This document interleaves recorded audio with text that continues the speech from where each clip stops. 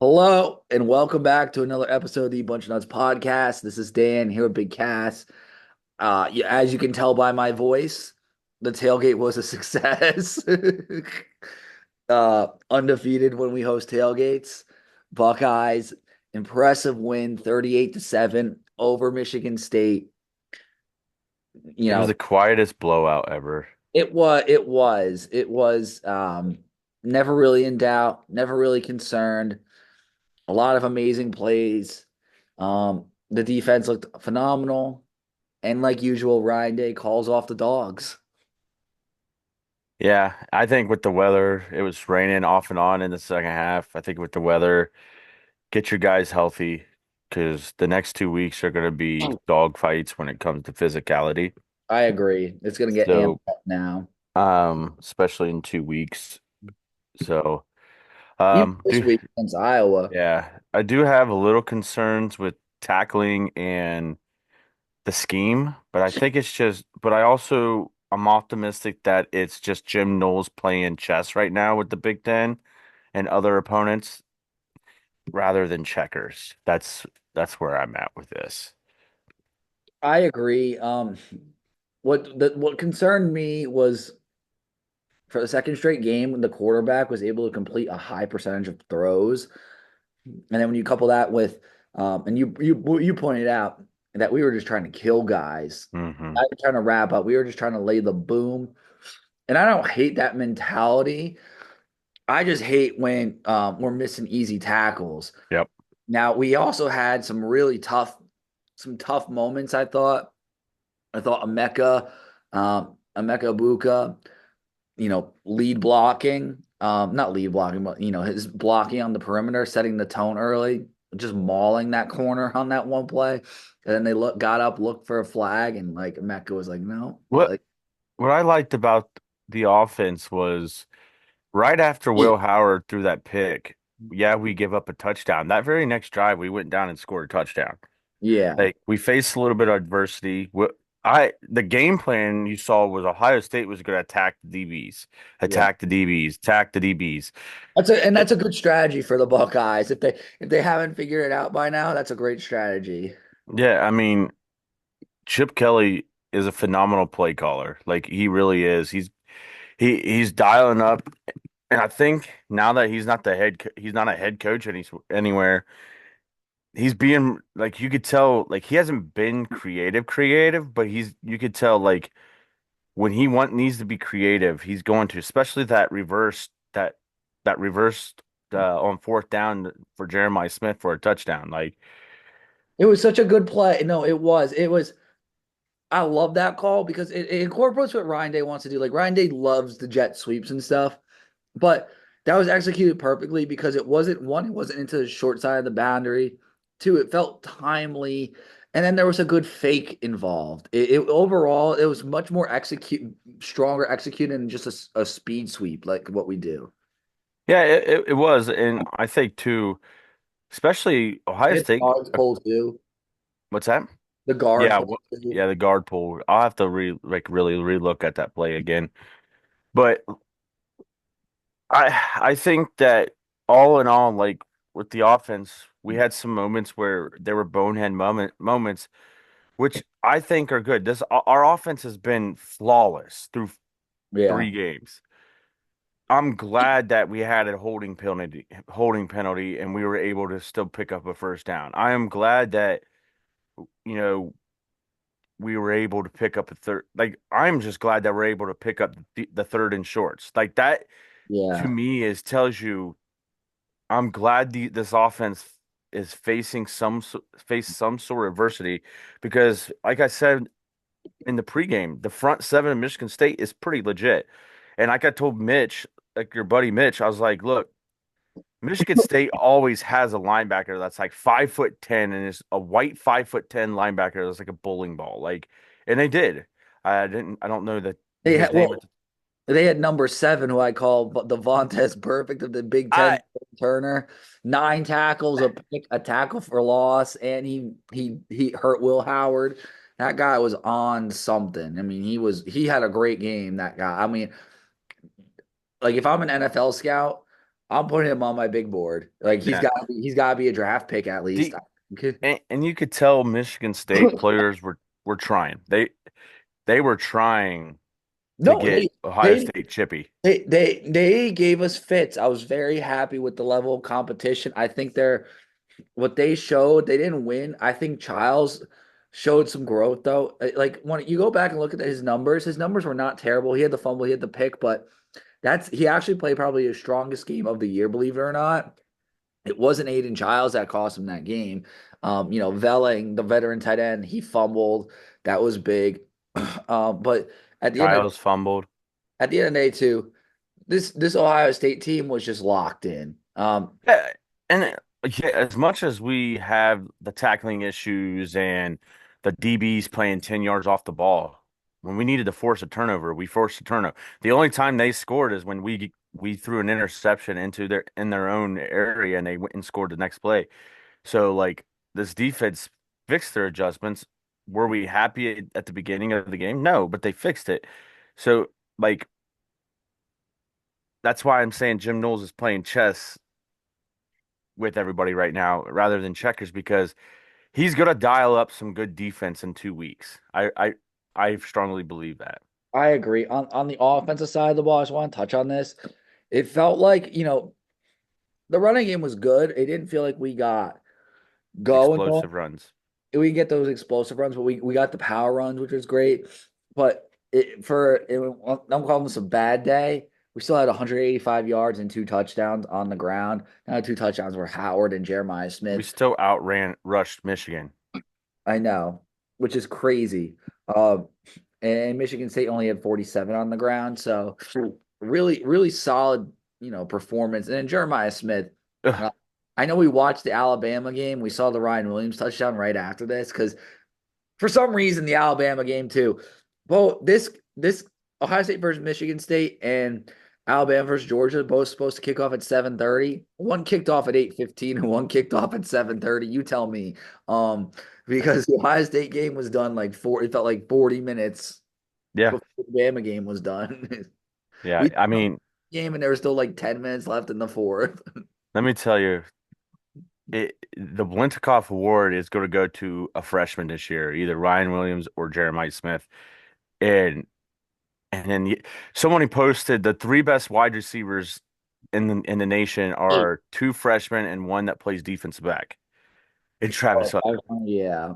I mean, No, I mean Jeremiah Smith is free. Like the Ryan Williams touchdown was insane. It was a clutch play, but Jeremiah Smith made how good would two. Jeremiah Smith be with Jalen Milrow compared? No, I love Will Howard, I really do, but how good? Because the mobility of Jalen Milrow and he's being able to throw the ball better too. Well, Kirby said too. They're like, oh, we really can't double Ryan Williams, unfortunately, because Milrow in the run game, like they have to account for him. They have to have a spy, so they can't like really double Ryan Williams. And he's saying like, oh yeah, my corner had good coverage on the touchdown and on a couple of the plays, but it's just unfortunately we can't double cover him. So that's why he's getting all those looks, and that's Yeah, why he's been making those big plays. But I mean, I think they're both phenomenal in their own way. they Ryan are. They Ryan are. is obviously he's a big play guy. He has the ability to take it to the end zone and he's kind of like a Jameson Williams reminds me of honestly Bama Jameson Williams, and But I think Jeremiah Smith reminds me of he's the best all-around receiver. yeah, he's like if you combined Garrett Wilson, like traits of like Garrett So Wilson, Marv, Chris Olave, like all the best traits. this year's going to remind me of when Jalen Hyatt, was it Jalen Hyatt and won the Blinikoff over Marvin Harrison, Yeah, and that's because the dude just ran the nine route every play. yeah. That's what Ryan Williams does, and I love Ryan Williams. He's a great player, but if you look pound for pound and film to film, route by route, Jeremiah Smith's not. It's all around. Jeremiah Smith's the best. It's better than Ryan Williams, but big playability, Ryan Williams has got it right now. I just want to point out, we're loving on the freshman. Emeka Egbuka's having a great season. 21 Yeah, catches, he 362 yards. He's 2 yards behind Jeremiah Smith. He has wait. I mean, he has looks like he's what? got 683 yards until he beats uh Michael Jenkins' record. I mean, Emeka's playing great. I mean, it's Carnell Tate's playing great. Arnell Tate was playing great. G. Scott had a touchdown. That was Bennett Christian was wide open and didn't. And if he didn't slip on the turf, which grass, natural grass, rain, I see why he slipped on the grass. yeah. No, it was a really good day. I'm ready to hand out some Buckeye leaves, brother. Yep. How are we feeling about special teams? I got Um, to give it to Jaden Fielding. Fine, yeah, dude was terrible last week. Came out, regrouped, made his field goal, and um and had and kicked off. Nothing went out of bounds. He booted it in the back of the end zone. I like it. For my special teams, this isn't a special teams one, but I'm gonna count it as my special teams because there's no one really else more like, deserving on special teams. It's really just fielding, I think, this week. Um, I'm gonna give it to Devin Brown. Devin Brown coming into the game and making a big throw for a touchdown. That was really a crucial part. That put Michigan State away. And just coming in, making the most of your opportunity to seize the number two job. I know Saying came in and people were hyped about him, but Devin Brown, man, just coming in, throwing a touchdown pass when Will Howard was out. I thought that was worthy of a Buckeye leaf. That reminded me almost, not exactly, but kind of like the Dwayne Haskins to Austin Mack a little bit. It reminded me a little bit of. Okay. Uh, Sorry, I'm writing these down so I can get our graphic. Um, my defensive Buckeye Leaf, and I'm probably going to steal yours, but Caleb Downs Yeah, that's a good one. led the team in tackles. Was all over the field. He actually had a couple touchdown saving and first down saving tackles. So mine's going to Caleb Downs. I'm going with, and this guy really flashed, I thought, and people were saying, "Hey, maybe the backup might be better than the starter." Now that's extreme, but Mitchell Melton, bro, was just a monster. 1.5 sacks, 3 tackles. He got so much pressure. He was a menace. So I'm on Mitchell Melton, and I feel like this is probably the only time he might get a Buckeye leaf this year because just how sparingly he plays. Yeah, he played really well, I thought, He when did. he came into the game. He needs more snaps. I think that I have no problem with him and like Caden Curry rotating a little more. I think they need to play a little more at times. Offensively, um, I'm going to Meko Buka.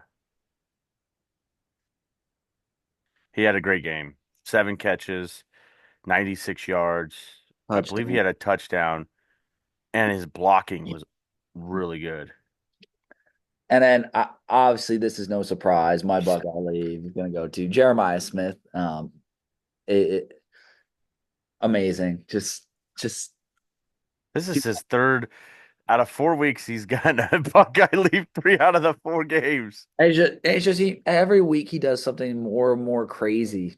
I'm kind of shocked they didn't try to get him the third touchdown to be on par with Marv last year. Mm-hmm. We were talking about that too, but because they called off the dogs, he did. So I'm going with Jeremiah. So yeah, and Yeah. yeah, it was a impressive win, and of course we fall in the poll apparently, Actually, we stayed at 3. not according to some people for some reason. Yeah. Stayed at 3, but they want to drop Ohio State, which is the most. We're the only team in the country that can win 38-7 and dominate the entire time, and we drop. They want some people want to keep Georgia at 2 still. Georgia got literally embarrassed the entire game. They came back because Bama was screwing around and like they were running tempo. Bama was literally running tempo when they could have just ran out the clock. I don't know. Like Bama's like your friend in NCAA who like they have the ball. There's no timeouts left, and they can knee it. But they're like, oh, let me run four verts. That's what Bama did, and they're so lucky they didn't lose. But like, I'm not giving Georgia props for that comeback at all. I'm really not. No, I think I think that um I it was weird to me how how the comeback was so, you know what I mean? Like the way the comeback was, it's just, it bothered me. It's funny because I remember Mitch looked at us too. He goes, I just see Georgia taking the lead here, and everyone being like, "Yep, that's Kirby, man. Kirby's got him," and he was totally right. But then Bama, obviously, the Ryan Williams play. But overall, dude, just an insane weekend of college football. Some really good games. And then Arizona upset Utah. Everyone kind of forgot about that. Um, Michigan versus Minnesota was actually a really entertaining game. Hmm. She got robbed. They did that. They were not offsides at all. Minnesota was not offsides. People were like, "Oh, it's the camera angle and stuff." He was not off. The foot, everything was behind the line. I'm sorry. You ever seen Grown Ups? His foot was on the line. Yeah, yeah, yeah. Yeah. I I thought it was I thought it was Bush League. I really do. Like it's just like Kansas City. Um Yeah. uh it's just like Kansas City and getting a lot of calls like in the NFL. Like Michigan got some calls. Even Mike Pereira said that was not offsides. They need to start making calls like that reviewable, I agree. honestly. I And 100% agree. and I think that in something like that, the refs should be held accountable for their actions, especially in the Big Ten. And as much I love Joel Klatt, I think he does a good job, but like him saying that was like him saying like the way they were hyping Alex Orgy was unbelievable. So Alex Orgy, he passed for 86 yards and a touchdown, but he did the week before pass for 32 yards. So, hey, he is doubling his output. And the week before that, it was 12 yards. So it was 0, 12, 32, and 86. It's like the old story. Would you rather have $1 million or a penny that doubles every day for a month? Because it looks like this is what Alex Orgy's doing, doubling his passing yards every day, every game. So next week it's going to be 160, then 300, and then just it's not going to happen. But I'm just Yeah, that it does look like that when you're looking at the stats. Mullins they is great though. He's yeah, he Mullins is good. He's all they got. he is. He is all they got. Um, Penn State. We hey picks. We gotta go over our picks. Oh, we cooked this week. We cooked. Utah didn't help me out though. They lost to Arizona. I had That Arizona that though. used yours. Kansas State helped me out. So, I had Oklahoma State. and those were the only two games we had apart. So we tied. Like we were, Yeah, we both went 4-1, which is yeah, great. It's a great week. great You're week. you're in the stratosphere, and I'm above 500 now. So our pick, I mean, we're doing great as a show as well on our picks. So it was a very good day yesterday for me. I mean, I put I put my biggest bet too on Arizona winning, well covering, and they won outright. So that was a nice way to wake up because I went to bed and they were up by like 7. I'm like, I don't know if they're gonna hold on. I woke up and they won outright. So that was a great morning, bro. Yeah, um, it, it was it was a good weekend. Good week of college football. Good weekend for the NFL. My Bengals finally got a win in the win column. I know it was against the Panthers, but hey, it's confidence. We got Baltimore this week, next week, so Hopefully we can get our run defense fixed. If not, Lamar and Derrick Henry are about to rush for 400 yards. Yeah, no, for sure. I'm just happy the Broncos won today. Ugliest game ever. Bo Nix was completing like 60% of his passes, and he finished the first half with negative yards, no turn. Explain that to me. Yeah, and he was completing all his passes, um, and he didn't turn the ball over, but he had negative passing yards. That's how bad the Broncos are at breaking tackles. Everything's like a screen pass, but once we start actually push the ball down the field, he's not bad, Bo Nix. And also, I will say, it was pouring in the Meadowlands. It was a really ugly like day out there, so I think the strategy was just to keep him dry, protect the ball, and it worked. Like the Jets didn't score a touchdown, and Broncos have a legit defense, and they're sitting at 2-2. And like I have a viable football season as a Broncos fan. Like this is a I'm not saying we're going to a Super Bowl, but we might make the playoffs. We could if things go in the right direction. I know Bo Nix really has to improve, but he got the job done today. So I'm happy. 2-2, I'll take it. Yeah. So I'm looking at a little preview for next week for this week for college football. Um, Game day is going to be in Miami for Miami and Cal. That's Uh, gonna be a fun game. 10:30 kickoff. Baylor at Iowa State on at 7:30 on Fox. Washington is hosting Michigan at 7:30. Who Washington just come off of lost to Rutgers. Did you watch either of the games Friday? The Washington Rutgers or No, the Miami Virginia Tech? The Miami Virginia Tech game was insane, bro. One of the craziest games I've ever seen. Um, just back and forth, back and forth.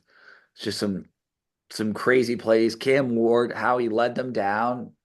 He was about to get sacked, and he he tossed the ball like this to the tight end. And I think I think it's like that tight end who's like 8 years, who's been like in 9 years. 8 or 9 years, who caught it and like got him the first down. It was Friday nights are awesome, I think, for college footballs. You get some of the best games Friday nights. Which, speaking of Friday night, Michigan State at Oregon, 9 p.m. kickoff. It's who? Michigan State at Oregon Interesting. on Fox. Yeah, it's gonna be an interesting one. And we're gonna get a good feel, I think, Here's what could happen where Ohio State's at. if Oregon wins 42-10, people are gonna be like, "Oh, Oregon put more points up." Blah blah blah There's a game blah. up, Yeah, so and it's it's on the road. Well, it's at the home for them. yeah. Of course, we got Iowa, and then UCLA, big noon kickoff. UCLA at Penn State. Missouri at Texas A&M, high noon. Well, why? How is Texas A&M still ranked? Like that's hey, Indiana's ranked though, baby. I'm happy for them. They really deserve it. Rutgers should be at that number 25 spot, not Texas A&M. I'm sorry. Rutgers should be ranked too. That's atrocious. They're not ranked. Yeah, it is. Clemson, Florida State. Clemson's at Florida State. Those are some of the matchups this week. Florida State's hot garbage. We know that. That's not new news. Um, yeah, no, Big Ten's got some good. Is Illinois still ranked? No. Oh wait, yeah, they're like 22nd, Yeah, but they no, get a bye week. yeah. All They right, could. let me go to the top 25, the new AP top 25, because you obviously think it shook up because Alabama jumped Ohio State and Texas. So Alabama, Texas, Ohio State, Tennessee, Georgia, Oregon, Penn State, Miami, Missouri, Michigan is the top 10. Like I know Georgia has the name, and obviously they have the pedigree from everything they've done, and they do have the win over Clemson. But if Ohio State would have lost a close game, they wouldn't have gone to five. They would have dropped to like nine. Yeah, and also they also struggle against Kentucky. So, that's two straight games where Georgia, Illinois is not ranked, by the way. it's two straight games where Georgia has not looked good at all. And I think they should be punished a little harsher Oh, than wait, Illinois is number 24. they Georgia should be able to punish a lot more than five. There's a lot. Like I would have Miami ahead of Georgia right now after what I've seen from Miami. So this is my top 20 because Blake and I do a top 10 every week. I have Alabama, Texas, Ohio State, Tennessee, Miami, Penn State, Oregon, Georgia, Missouri, Ole Miss. I think Ole Miss is better than Michigan and USC. On AP top. I'm pulling up the AP top 25 football. I'll pull it up on my phone. All right. I would have Ohio State, Alabama, Texas. Put them whatever order you want. Um, I would then have Miami at 4,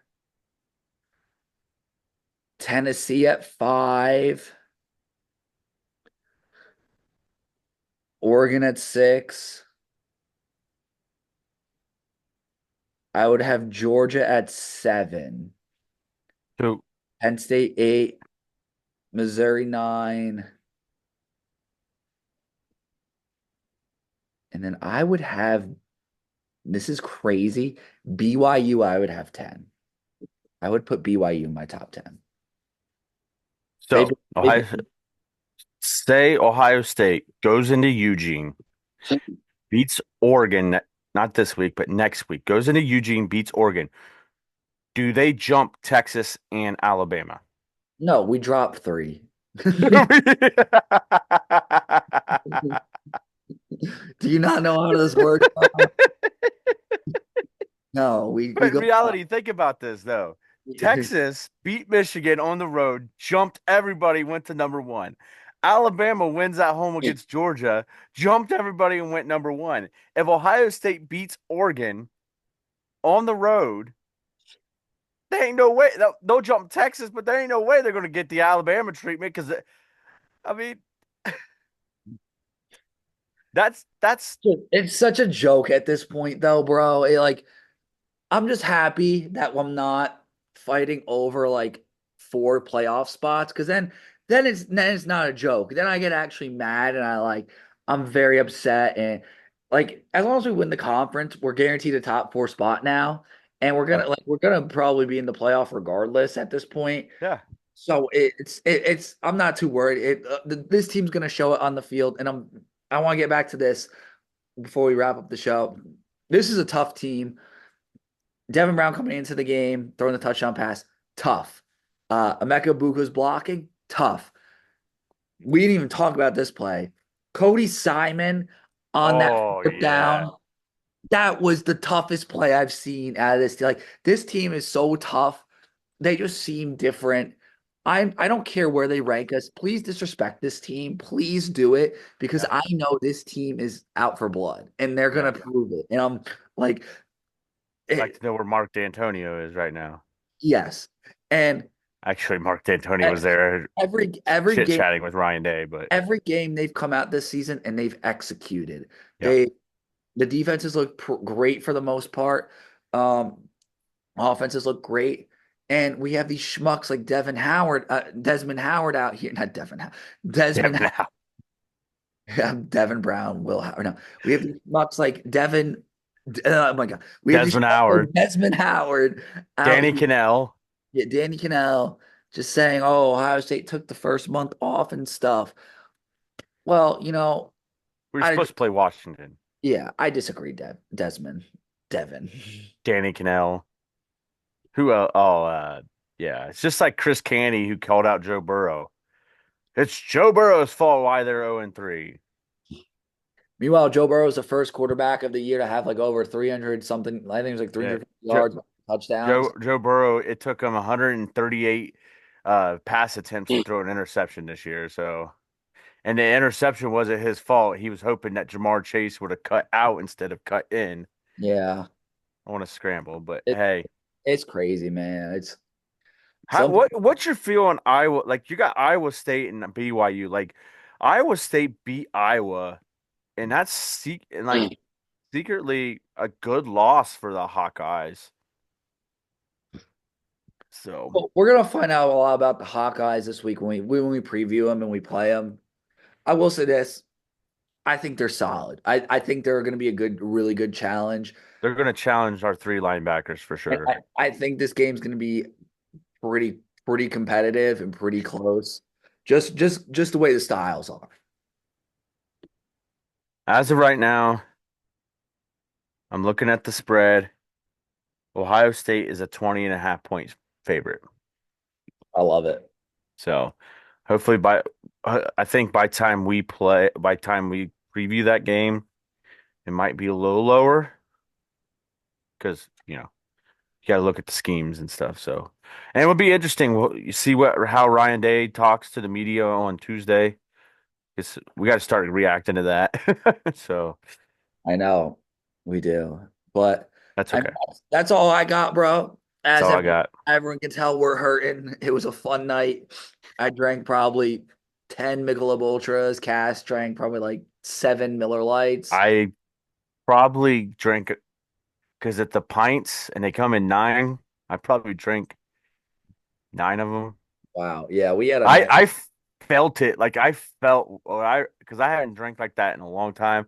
I really felt it when Jeremiah Smith had that one-handed touchdown. I got up and we were cheering. I was like, "Whoa, Yeah. okay." Well, yeah, it was a good night. It was good. I'm now old. I'm 30. Welcome to the club. I'm old, but that's all I got. So, I think we're gonna put a pin in it. All right. Yeah, stay safe out there. And prayers to everybody in Georgia. My family, they won't get powered restored until the end of this week. Prayer for the people in Hilton Head and Yeah. Tybee Island. They got destroyed. Yeah. Those are the cities that are not, those are the parts of the country that are not being talked about right now. Yeah.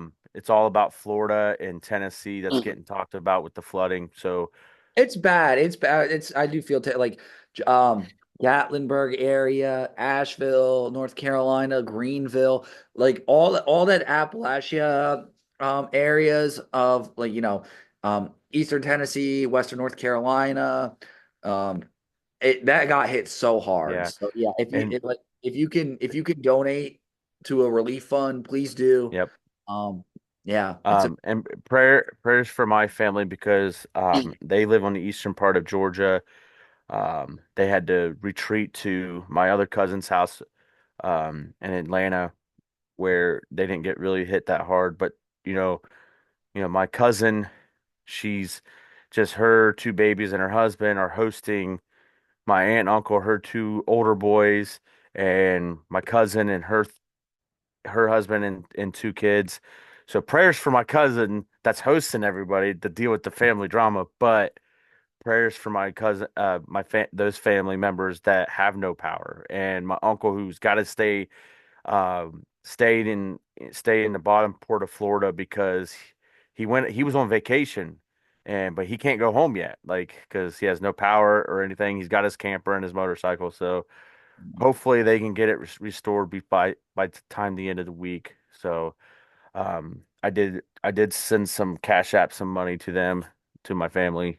Wasn't a lot, but Hey, whatever can do helps. yep. Whatever.